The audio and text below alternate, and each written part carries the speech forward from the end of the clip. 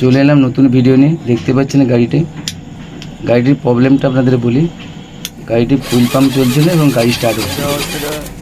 তো গাড়িটা আমি পুরো ওপেন করার পরে দেখতে পাচ্ছি ফুয়েল পাম্পের জ্যাক কাছ থেকে তার পাঁচ হয়েছে। চলো এবার দেখি, আমি ভালো করে ওটা টেপিং করছি। টেপিং করে আপনাদের দেখাচ্ছি কীভাবে টেপ করে হয়।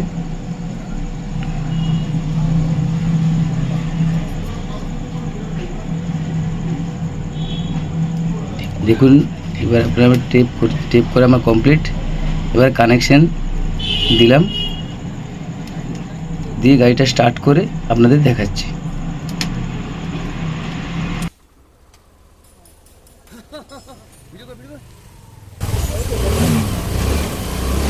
দাদাভাই গাড়ি বাগম্যান BS6, গাড়িটা ফুয়েল পাম্পের প্রবলেম ছিল।